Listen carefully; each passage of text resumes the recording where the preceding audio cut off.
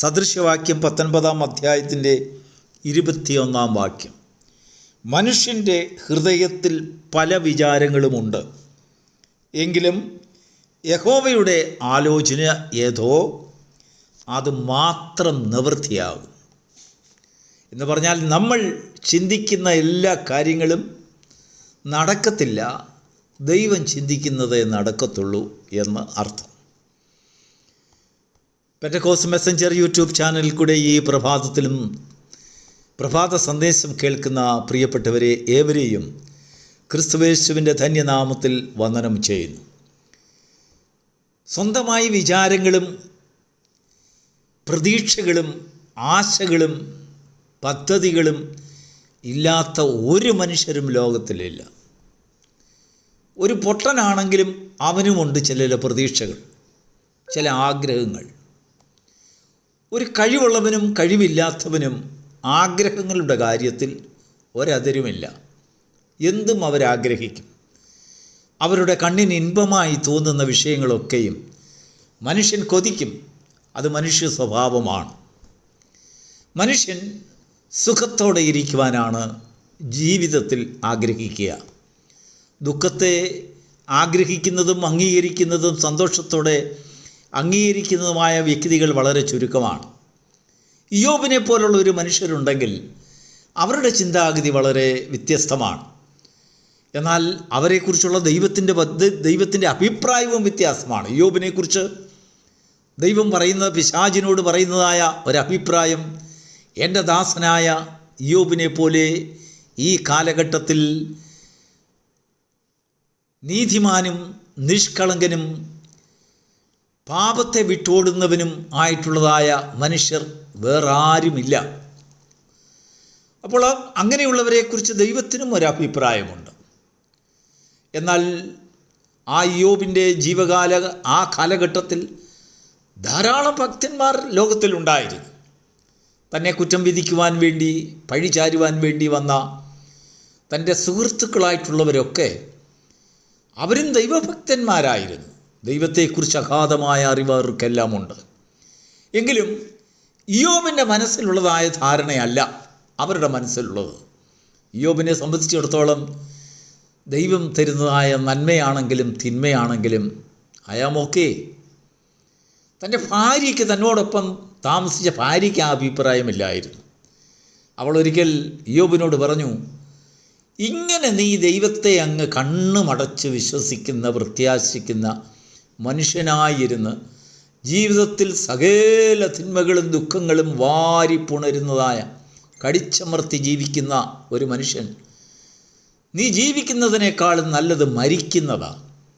പക്ഷേ അവൾക്കൊരു കാര്യം നിശ്ചയമായി, ഇങ്ങനെയുള്ളവൻ മരിക്കണമെങ്കിൽ ദൈവത്തെ ത്യജിച്ച് പറഞ്ഞെങ്കിലേ ഇവന് മരണം സംഭവിക്കുകയുള്ളൂ, ഇല്ലാതെ ഇവനിൽ മരണം വരികയില്ല. ഭാര്യയുടെ നോട്ടത്തിൽ ഇവൻ എന്തോ മനുഷ്യനപ്പാ.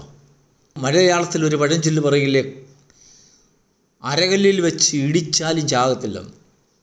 അതുപോലെ ഒരു ജന്മമാണ് ഇയ്യോബ്.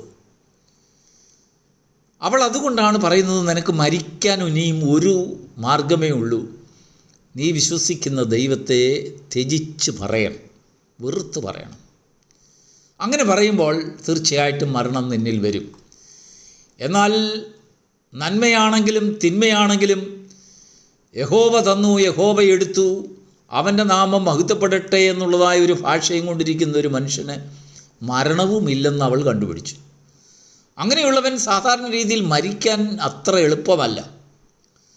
എന്നാൽ നമ്മുടെ ആഗ്രഹങ്ങൾ മാത്രം നടക്കണം എന്നുള്ളതായ ഒരു ചിന്ത ഒരു മനുഷ്യനെ ഭരിക്കുമ്പോൾ അവൻ്റെ വിചാരങ്ങളെക്കുറിച്ചുള്ളതായ വലിയൊരു നിർബന്ധ ബുദ്ധി മനുഷ്യനിൽ കടന്നു വരുമ്പോൾ അത് നടക്കാത്ത സാഹചര്യങ്ങളിലൊക്കെയും അവൻ്റെ ആയുസ്സിന് ഉരുക്കമുണ്ടാകുക, അവൻ്റെ ആയുസ്സിന് കുറവുണ്ടാകുക, ദീർഘായുസ്സായിട്ടിരിക്കാൻ കഴിയുന്നില്ല.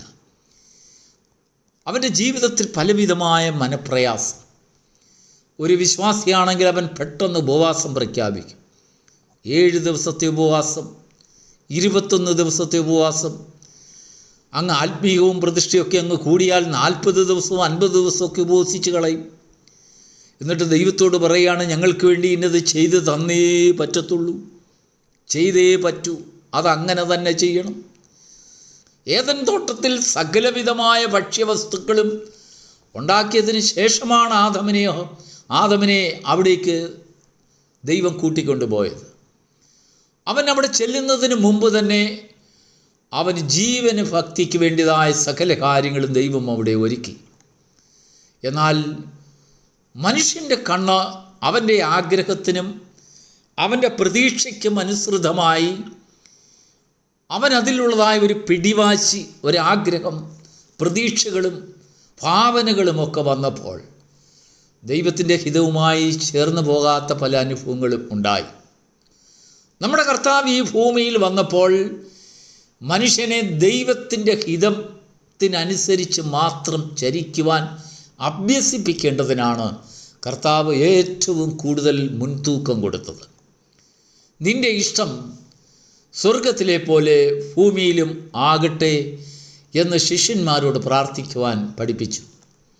സ്വർഗത്തിൽ ദൈവത്തിൻ്റെ ആലോചന എന്തോ അതുമാത്രം സംഭവിക്കുന്നു.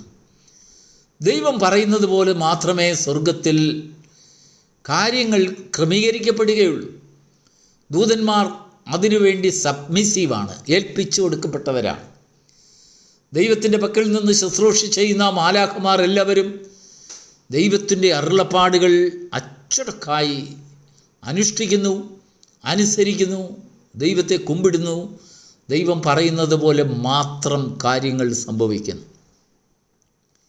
ഈ ഭൂമിയിൽ വന്നപ്പോൾ മനുഷ്യൻ ധാരാളം പ്രതീക്ഷകളും ആഗ്രഹങ്ങളും വെച്ച് പുലർത്തുന്നവർ, അവർക്ക് മാനുഷികവും അമാനുഷികവുമായിട്ടുള്ളതായ അനേക വരങ്ങളെ ആഗ്രഹിക്കുന്നവർ, അവർക്ക് ആഗ്രഹങ്ങൾക്കും പ്രതീക്ഷകൾക്കും ഒരന്തമില്ല. അതിൻ്റെ മധ്യത്തിലാണ് ലോകത്തിൽ ദരിദ്രരായിട്ടുള്ള ചിലരെ ദൈവം വിളിച്ചു വേർതിരിച്ചു. അവരെ വിശ്വാസത്തിൽ സമ്പന്നരാക്കേണ്ടതിന് അവരോട് ഇങ്ങനെ പ്രാർത്ഥിപ്പീൻ എന്ന് കർത്താവ് അവരോട് പറഞ്ഞു. പിതാവേ, നിൻ്റെ ഇഷ്ടം എങ്ങനെ സ്വർഗത്തിൽ നടക്കുന്നുവോ, നീ പറയുന്നത് പോലെ മാത്രം സ്വർഗത്തിൽ എങ്ങനെ നടക്കുന്നുവോ, അതുപോലെ തന്നെ ഞങ്ങൾ വസിക്കുന്ന ഭൂമിയിലും ആയിത്തീരണം. എന്നാൽ ദൈവത്തിൽ വിശ്വസിക്കുന്ന ഒരു മനുഷ്യൻ, എനിക്കൊരു ദൈവം ഉയരത്തിലുണ്ട്, എൻ്റെ പൗരത്വം സ്വർഗത്തിലാണ്, അവൻ എൻ്റെ ആവശ്യങ്ങളെ അറിയുന്നു, അവൻ എൻ്റെ ആഗ്രഹങ്ങളെ അറിയുന്നു, അവൻ എൻ്റെ രോഗത്തെ അറിയുന്നു, അവൻ എൻ്റെ കുഞ്ഞുങ്ങളുടെ അവസ്ഥകളെ അറിയുന്നു എന്ന് ചിന്തിക്കുന്നവൻ, അവനൊരു വിശ്വാസം അവൻ്റെ ഉള്ളിലുണ്ട്. അവരെക്കുറിച്ച്, ഞാൻ ആഗ്രഹിക്കുന്ന വിഷയത്തെക്കുറിച്ച് ദൈവം സ്വർഗത്തിൽ എന്ത് പദ്ധതിയിട്ടിരിക്കുന്നുവോ അതുപോലെ തന്നെ ഈ ഭൂമിയിൽ എനിക്കായിത്തീരട്ടെ, എൻ്റെ കുഞ്ഞുങ്ങൾക്കാകട്ടെ, എൻ്റെ കുടുംബത്തിലാകട്ടെ, ഞാൻ ഉൾപ്പെട്ടു നിൽക്കുന്ന എൻ്റെ സമൂഹത്തിലാകട്ടെ എന്ന് മനുഷ്യനെ കൊണ്ട് അച്ചടക്കത്തോടെ ദൈവത്തോട് പറയുവാൻ നിർബന്ധിച്ച ശുശ്രൂഷ കർത്താവ് ചെയ്ത ഏറ്റവും വലിയ ശുശ്രൂഷ അതാണ്. കാരണം ഈ മനുഷ്യരെ, അഴിഞ്ഞു പോകുന്ന ഈ ഭൂമിയിൽ നിന്നും അവരെ വീണ്ടെടുത്ത് രക്ഷിച്ച് സ്വർഗീയ അനുഭവത്തിൽ, അവർക്ക് നഷ്ടപ്പെട്ടു പോയതായ ഒരു സ്വർഗീയ അനുഭവത്തിൽ അവരെ കൊണ്ടാക്കണം എന്ന ദൈവത്തിന് വലിയ ആഗ്രഹം. അവരുടെ അവസ്ഥകളെ അറിഞ്ഞ് അതിലേക്കുള്ളതായ വഴികളിൽ കൂടെ ചലിക്കുവാൻ അവരെ അഭ്യസിപ്പിക്കേണ്ടതിന് അവസാനമായി ദൈവം തൻ്റെ പുത്രനെ പറഞ്ഞയച്ചു. ആ പുത്രനും ചെയ്തത് എന്താണെന്ന് വെച്ചാൽ, മനുഷ്യൻ സ്വർഗവാസികളാകുവാൻ ഭൂമിയിൽ വെച്ച് അഭ്യസിക്കണം. ദൈവത്തിന് സ്തോത്രം. ഇന്ന് നാം വായിച്ചതായ വേദഭാഗത്തിലേക്ക് വളരെ ഗൗരവത്തോടുകൂടെ ഒന്ന് കടന്നു വരാം. ദൈവത്തിൻ്റെ വചനം നാം വ്യക്തമായി പഠിക്കുമ്പോൾ മനുഷ്യൻ്റെ ഹൃദയത്തിൽ പല വിചാരങ്ങളുമുണ്ടെന്ന് നമ്മൾ ആദ്യം സമ്മതിക്കുക. നമ്മുടെ ഹൃദയത്തിൽ വളരെയധികം വിചാരങ്ങളുണ്ട്. പലതും നമ്മുടെ സ്വന്തം ലാഭത്തിന് വേണ്ടിയാണ്, സ്വന്തം സുഖത്തിന് വേണ്ടിയാണ്, സമൂഹത്തിൻ്റെ സുഖത്തിന് വേണ്ടിയൊന്നുമല്ല, അയൽവക്കക്കാരുടെ സുഖത്തിന് വേണ്ടിയല്ല, കൂട്ടുകാരുടെ സുഖത്തിന് വേണ്ടിയല്ല, സഹോദരൻ്റെ സുഖത്തിന് വേണ്ടിയല്ല, നമ്മുടെ സ്വന്തം സുഖത്തിന് വേണ്ടി. അത് നമ്മുടെ സമ്പത്തും നമ്മുടെ ആരോഗ്യവും നമ്മുടെ കുഞ്ഞുങ്ങളും നമ്മുടെ ഭാര്യയും ഭർത്താവും എല്ലാം, മാതാപിതാക്കളും ദൈവം തരുന്നതായ സകല നന്മകളും, അവരുടെ ഐശ്വര്യപൂർണമായ ഒരു ഉന്നമനവും ഉയർച്ചയും ജോലിയും വരുമാനവും സമ്പാദ്യവും സമ്പത്തും ആയുസ്സും യശസ്സും പേരും പെരുമയും എല്ലാ മഹത്വങ്ങളെക്കുറിച്ചും നമുക്കൊരു പ്രൈവറ്റായിട്ടുള്ള ഒരു ആശയമുണ്ട്, ഒരു ചിന്തയുണ്ട്. അത് നമ്മുടേത് മാത്രമായിരിക്കണം എന്ന് നമ്മൾ ആഗ്രഹിക്കുന്നു. ദൈവത്തിന് മഹത്വമുണ്ടാകട്ടെ. എന്നാൽ ഇവിടെ ദൈവത്തിൻ്റെ വചനം പറയുന്നത്, അല്ലയോ മനുഷ്യ, നിന്നിൽ പല വിചാരങ്ങളുമുണ്ട്. ആ വിചാരങ്ങളെല്ലാം നീ അങ്ങ് വിചാരിച്ചതുകൊണ്ട് ദൈവം നിന്നെ ശിക്ഷിക്കുകയല്ല, ദൈവം നിന്നെ ഏതെങ്കിലും രീതിയിൽ പീഡിപ്പിക്കുകയല്ല, ദൈവം നിന്നെ ദുഃഖിപ്പിക്കുകയല്ല, ദൈവം നിന്നെ സമാധാനമില്ലാത്തവനാക്കുകയല്ല. എന്നാൽ ദൈവത്തിൻ്റെ പദ്ധതി എന്താണെന്ന് നിന്നെ മനസ്സിലാക്കുവാൻ ദൈവം ഈ പ്രഭാതത്തിലും ആഗ്രഹിക്കുന്നു. അതുകൊണ്ട് ദൈവത്തിൻ്റെ വചനം പറയുന്നത്, മനുഷ്യൻ്റെ ഹൃദയത്തിൽ ധാരാളം വിചാരങ്ങളുണ്ട്, ആഗ്രഹങ്ങളുണ്ട്, പ്രതീക്ഷകളുണ്ട്. പക്ഷെങ്കിൽ അതെല്ലാം നടക്കണമെന്നില്ല. നടക്കുന്നതെല്ലാം ദൈവം ചിന്തിച്ച പദ്ധതികളാണ്. ദൈവം ചിന്തിക്കുന്നതായ പദ്ധതികൾ, ദൈവം വരുത്തി വയ്ക്കുന്നതായ പദ്ധതികൾ പലപ്പോഴും നമ്മുടെ നോട്ടത്തിൽ ദുഃഖകരമെന്ന് നമുക്ക് താൽക്കാലികമായി തോന്നിയേക്കാം. എന്നാൽ അതിൻ്റെ അന്ത്യമോ വളരെ മാധുര്യമേറിയ, ദൈവത്തോട് നന്ദി പറയേണ്ട, പലപ്പോഴും ദൈവത്തോട് നാം വിചാരപ്പെട്ടിട്ടുണ്ടെങ്കിൽ, ദൈവത്തോട് പരാതി പറഞ്ഞിട്ടുണ്ടെങ്കിൽ അതിനോട് ദൈവത്തോട് ക്ഷമയോദിക്കേണ്ടതായ പല സാഹചര്യങ്ങളും നമ്മുടെ മുൻപിൽ ദൈവം ഒരു പക്ഷെങ്കിൽ കൊണ്ടുവരും. ദൈവത്തിന് സ്തോത്രം. കാരണം നമ്മുടെ പ്രതീക്ഷയിൽ അങ്ങേപ്പുറമായി എത്ര മനോഹരമായി ദൈവം നമുക്ക് വേണ്ടി ചെയ്തു.